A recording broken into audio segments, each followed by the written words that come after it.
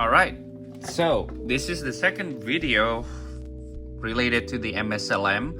Right now is the setup for the Ground Control Pro. A little bit talk about this. This is quite interesting because I have not clear out the system or factory reset it. I already programmed it, which is I'll show you like how to get the things around it. First of all, like I powered this on through the 7-pin MIDI cable. So on the back of the MSLM, it does come with the phantom power attachment to it.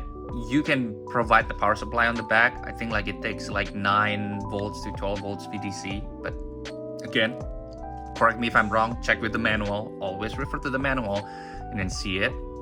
But today, I want to just go over with tips and tricks, how you get started with the MSLM with Ground Control Pro.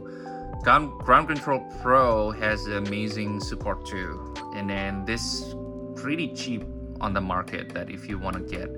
The limitations of this controller, if you happen to pick this and then go get MSLM, is the CC command of the Ground Control Pro only limited by 8, right?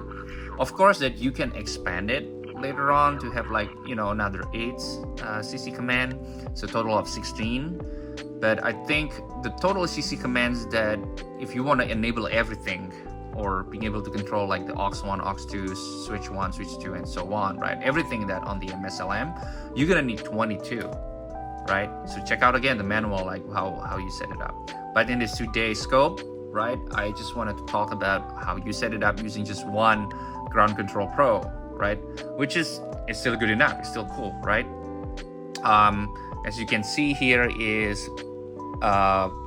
switch number 1 is, I tend to make it like loop 1, loop 2, 3, loop 3, 4 I believe is FX1 on and off, 5 FX2 on and off, 6 is FX3, 7 is aux2, and 8 is aux1, and 8 is aux2. Let's go over it, right? The very first thing, let's say that you have everything clean from the Ground Control Pro, right? What you want to do here, go to edit, right? By pressing the 1 and edit here, going to the setup. So you can see here. So setup here, there's like setup, device name, paddle, expanders, MIDI, instant access, utility, and specials. I will go first with the device name, right? Check your device name. In this case, again, I'm still using number 7 for the MSLM by pressing switch 2 and switch 4, hold there, and then you select the MIDI channel. So MSLM is going to be number 7, and then if I go to SPX90 number 10, PCM70 number 11, MP1 Classic or MP1. I do have MP1 Classic. That's amazing. Another great preamp that I cannot part of. So channel 1, IntelliFlex, I also have IntelliFlex just to replicate whatever TC has, right? H90, which is, I was supposed to get that pretty soon. Boss SDE, the pedal, channel 14, and I had a G major, so I still do have it as well, channel number 15. But in this particular, list all your MIDI devices, so you be able to like program change it. But in this case, I want to focus on the MSLM right now, number 7. So that's done, right? That's cool. You exit, save it, right? But the thing here that I want to talk here about the instant access. Now, interesting. Channel 7, which is MSLM, control number 100, right? So that CC 100 is the loop number 1. Here you go, right? That's 1 is like your switches number 1, right? And then moving along, switch number 2 for loop number 2, number 3, number 4, 104, FX1, number 5, control number 105. So decoding this, look at the MSLM manual, right? So 6, 7, this is aux 1, aux 2. So that's how we do it, right? Now let's back to number 1, right? here's what something interesting. I think like once we set up the control, right? So 100 is, let's say like we're controlling loop number 1, right? GCP comes with normal. So it was like either momentary. There are like three methods, right? It comes, you know, from the factory, they will ship it with normal. You gotta change it to transmit with preset, right? So this will allow you to enable the loop on and off, right? And then follow it for the next preset, right?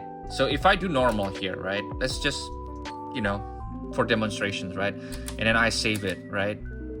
So say that I have number 1, right? Say like I have number 1.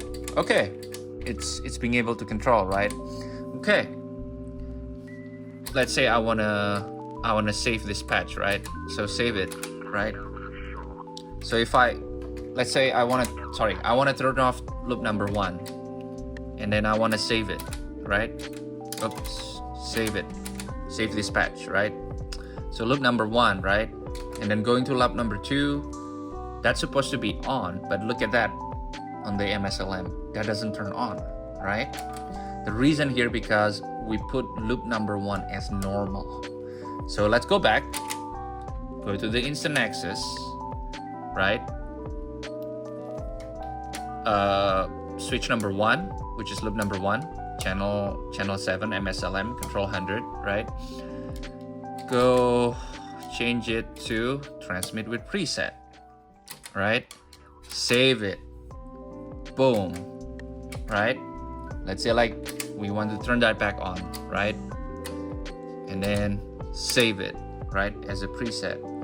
So that's on, right? So you can see that's on, right? We change the preset, it's on, boom, right? I empty all the presets. So the loops of here, there will be correspondence to the MSLM. Will activate whatever like you save on the patches through the going to the MSLM, right? That's the reason that you need to set that up. Once you set that up, then you can go to the standard ground control, like naming, editing the presets, whatever you want. But remember, you only have like 8 loops, right? And then you also need to assign your MIDI devices. I think that's pretty much it. It's pretty straightforward with JCP. It's not that as extensive as the Mastermind. I hope you find this insightful, and then thank you for watching.